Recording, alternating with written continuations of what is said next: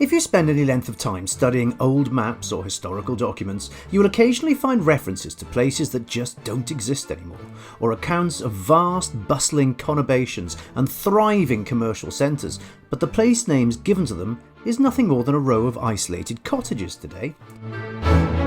In this series of videos, we'll be taking you back to these places, looking at what they were like in their heyday, explaining what brought about their dramatic demises, and showing you what clues we still have left to what used to be.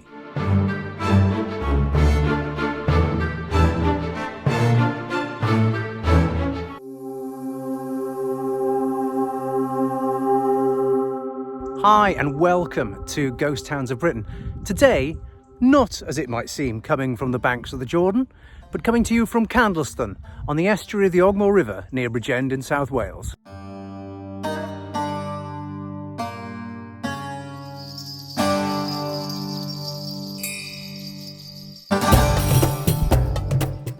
The landscape here can be described as many things, but typically Welsh probably wouldn't be one of them. A sentiment not lost on film director David Lean when he used these dunes as a substitute for the Middle East in several scenes in his epic film Lawrence of Arabia. This is part of the second largest system of dunes in Europe. But it wasn't always like this. Believe it or not, up until the 15th century this was a desirable place to live. Some of the very earliest evidence we have for that dates back as far as the Neolithic period, around 3 to 4000 BC.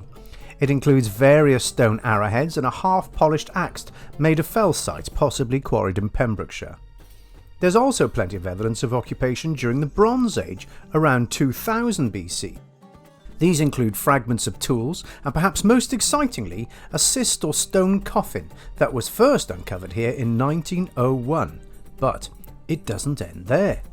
As much as we might be confronted with a rather desolate desert scene today, back in the medieval period there was a village community here, and more surprisingly still, the area around it was described as an estate of 200 acres of prime agricultural land. So what do we know about this long-lost settlement? What secrets and mysteries do these dunes guard?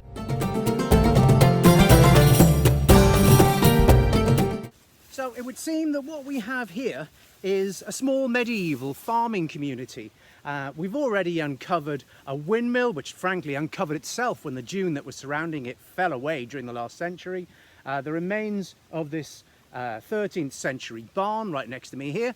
And in 1890 there's an archaeological dig which kind of stretched across the expanse that you can see behind me, where they found all sorts of buildings. No doubt this is where the main bulk of the settlement was.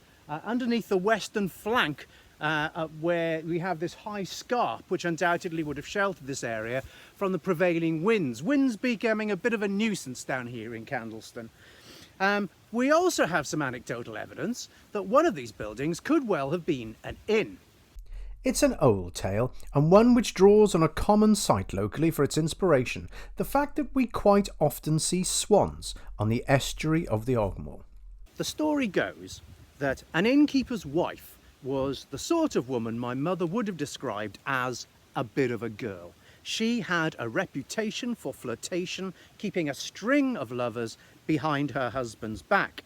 And a wizard came to stay at the inn, and he was so utterly outraged by her conduct that he turned her into a swan.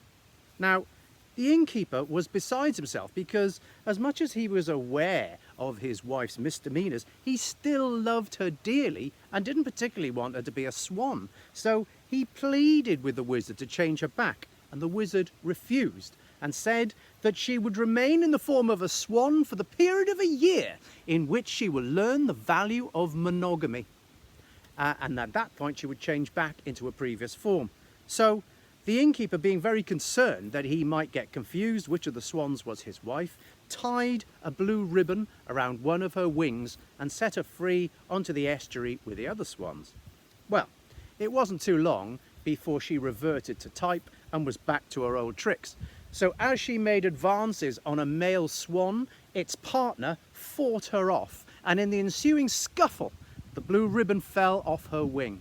Disaster. The innkeeper no longer knew which of the swans was his wife, and he was powerless to prevent her leaving when they migrated away for the winter. They never met again, Yes, it's not a very chirpy story, I know, but nonetheless, it's a tale told about Candleston. Now, I know what you're thinking. All of this stuff about wizards and turning people into swans sounds reasonable enough, but there is a question of viability here. If Candleston was a small farming community in the middle of nowhere, was there genuinely enough trade here to make an inn viable? Well, as it turns out, yes, it was. When John Leyland visited in 1536, he described ships moored on the estuary, so there was clearly some commerce in the area, and that would have brought traders and travellers. But that wasn't the biggest draw to the area. What brought them here in droves was the fact that Candleston was on a very busy pilgrimage route. People didn't travel much in the medieval period, but one exception to that was the annual pilgrimage, and that was compulsory. Everybody, without exception, including the king and queen, had to pack up their bags and go and visit a holy place, such as a monastery or a cathedral, where relics of a saint might be, for the good of their soul.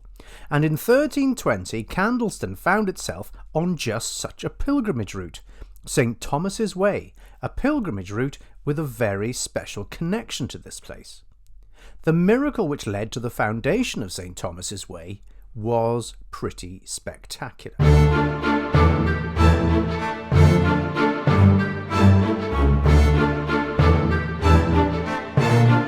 It is one hell of a story.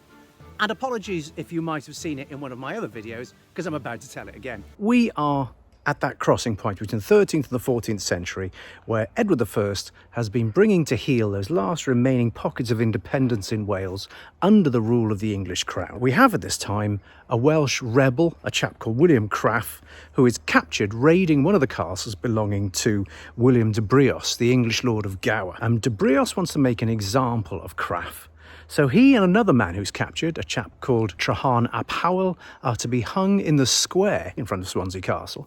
And Treharn ap Howell, his hanging goes without a hitch. But when it comes to hanging William Cragh, the scaffold collapses. Now, you've got a lot of superstition and religious interpretation that if you try and execute a man, but you are prevented from doing so by an act of God, that is probably an indication that the man is innocent and should be allowed to go free. That's how most people see it, but that's definitely not how de Brios saw it. And he set a second date for Cragh to be hung. And that did not sit comfortably with a lot of people, including, it would seem, his own wife. So, the date came for the second hanging of William Cragh, and this time it went ahead exactly as planned. And we have a lot of testimony of people who were there at the time who say that after a couple of days of hanging up in the loose, Cragh was unquestionably dead, which makes what happens next very odd. Now, we can't really explain why she did what she did, but Mary de Brios, that's William de Brios's wife, prayed for some kind of intercession, some kind of way of saving the life of William Cragh. We don't know why she did. They weren't friends. They didn't know each other. They were on opposing sides of a bit of a messy war. He'd been found raiding one of her castles, killing her guards. It's all a bit odd. Also, the person she prayed to, quite a weird choice. A former bishop of Hereford called Thomas de Cantaloupe, who'd lived quite an uneventful life until this moment. He wasn't associated with miracles. Everything about it is weird, but the weirdest thing of all is it appears to have worked, because as much as we've got a lot of testimony telling us that Cragh died in the gallows, we've also got a lot of testament that after a couple of days he came back to life and lived for a further 18 years.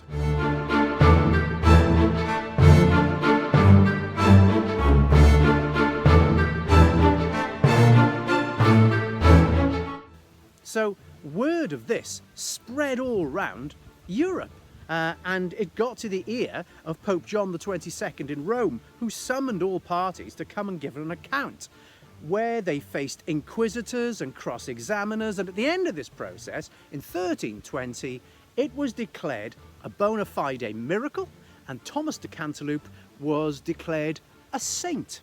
Now, you may say, yes, but this is the medieval period.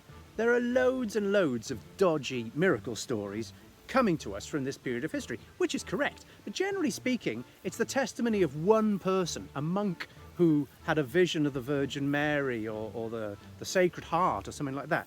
What's unusual about this one is how many people bore testimony to it, witnessed it, and swore under oath in Rome that what they had seen had actually happened. And we've got some really solid evidence, not just that Cragh died, we also have some really solid evidence that he lived for a further 18 years. Now, the first thing William Cragh, William de Brios and Mary de Brios did once St. Thomas de Cantaloupe had been canonised was go on a pilgrimage from Swansea to Hereford. And this pilgrimage plays quite an important role in Candleston because, for some reason, it passed through here. Now, if you're able to accept all the miracle stuff as being quite legit, I'm sure you still have a burning question, and it's one of geography. If you are travelling from Swansea to Hereford in the medieval period, there is a pre-existing route very much in use. It is the old Roman road, the Antonine road, the Via Julia Maritima, still in use today, most of it under the A48. But back then, that was the primary route that was used to go from east to west across Wales. So if you're going from Swansea to Hereford, you would follow that route. So why on earth would you deviate off that route at Tithixton and then pass down through Candleston, onto Ogmore Castle, and then onto Iwenny Priory, and then up to Bridgend, before dropping down and rejoining the route at Llancarvan? Well, as it turns out, Candleston has a really, really important connection to the miracle of William Cragh and the canonisation of St. Thomas de Cantaloupe. My theory is that this route allowed them to visit and pay homage to the ancestors and descendants of the newly canonised saint, St. Thomas de Cantaloupe.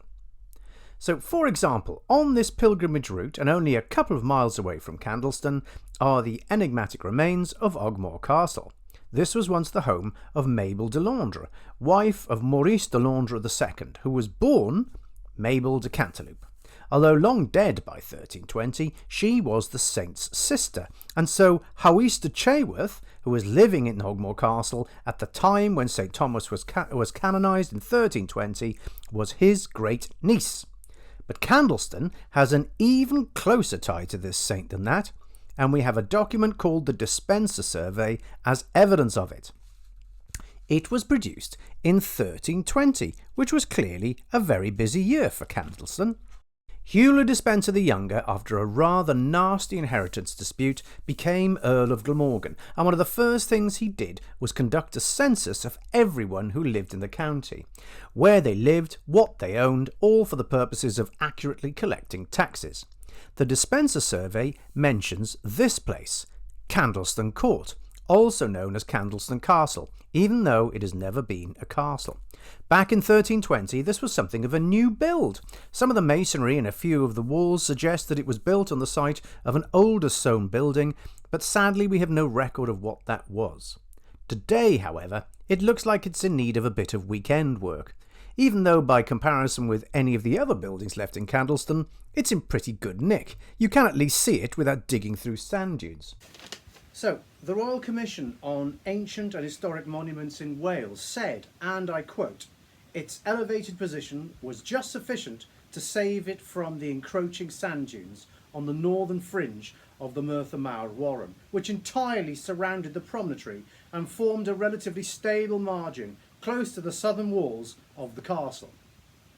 Hello, Royal Commission on Ancient and Historic Monuments in Wales. It's not a castle. It was occupied right the way up until 1830, when its last resident, Sir John Nicol, who lived here while his new vision for Merthyr Mawr House was being built. It was him who added the crenellations to make it look like a castle.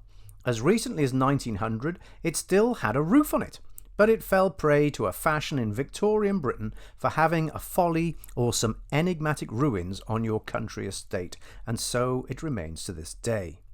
But it's Candleston Court's early days that connect this place with St. Thomas de Cantaloupe's miracle and why Candleston became part of the pilgrimage.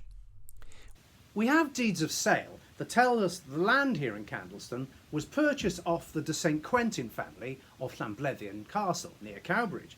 And the person who bought the land and who built Candleston Court was a chap by the name of Robert de Cantaloupe. He was the saint's cousin, and he's also mentioned in the Dispenser survey of 1320 as being resident here and owning the entire estate. So they were clearly quite a family, the de Cantaloupes. So what do we know about them?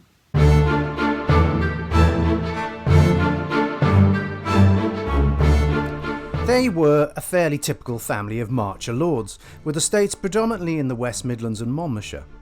The family name suggests that despite their arrival in Britain with the Normans, they originally came from the town of Cantaloupe in Italy, where the melons come from. Quite a lot of them held senior roles in the church. In addition to St Thomas de Cantaloupe, who'd been Bishop of Hereford, there was also Walter de Cantaloupe, who was Bishop of Worcester, and John de Cantaloupe, who was recorded as being the Abbot of Margam in 1315. He later inherited Candleston Court from Robert de Cantaloupe. One member of the family became a Bishop of Rennes in Brittany, and petrol heads will recognise him as there is a campsite named after him at Le Mans. The name Candleston is believed to be derived from Cantaloupe's town, and in the medieval period, when there were few strict rules of spelling, we see the place recorded as Cantalupo, Cantilupo and Cantello, and in 1596 it became Cantaloston, and in 1635 Cantloston. In documents written in Welsh it was referred to as Tregantlo, all of which would back up this theory. So this place had a massive connection to the story of the miracle of St Thomas de Cantaloupe, resurrecting William Cragh. The saint's descendants live here, and the whole place is named after his family. And it was in prime position to benefit and cash in on this new and thriving pilgrimage route. So in 1320, all seemed rosy for Candleston. Sadly, it was all to be short-lived. The sand was already on its way.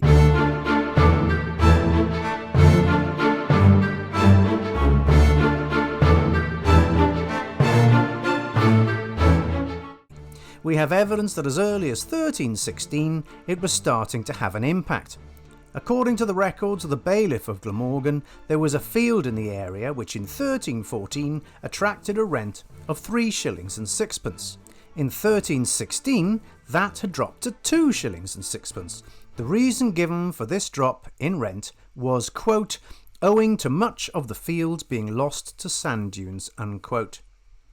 By 1389, the monks at Margam Abbey were complaining that they were losing so much rental income as a result of the sand that they petitioned the Archbishop of Canterbury to grant them additional churches to supplement their earnings. Ah, bless. So I guess a pretty obvious question to ask at this moment is, where the hell did all this sand come from, and how did it end up here? Well, funnily enough, all of this started out in there. So what, it just rose up out of the sea? Well, yes. I know it sounds strange, but that is exactly what happened, and it's still happening today. The technical name for this process is saltation, because it's the same process that used to harvest sea salt from the Mediterranean. What is required is a wind speed of 8 knots, blowing across the surface of the sea, to essentially suck the sand up out of it. And if that wind speed rises above 20 knots, it's capable of carrying that sand over land. On average, the wind speed on this stretch of coast exceeds 8 knots on 240 days of the year, and it exceeds 20 knots 80 days of the year. And that's comparatively recent data. Back in the 14th and 15th century, records suggest that there were a lot more storms and surges, which battered South Wales. Further up the coast, the cliffs were high enough to stop the sand getting any further than the beach, but because this stretch of land along the old floodplain of the Ogmore estuary is so low-lying and relatively flat, the sand just gushed in, taking a little bit more land at a time. Sand from the top of the older dunes would get blown further and further inland, while newer saltated sand blew in behind it and replaced it on the coast. In truth, it wasn't until as recently as the 1970s that techniques were finally found to effectively manage this process and stop the sand dunes from taking over any more land. But for the 600 years before that, nature was 100% in the driving seat.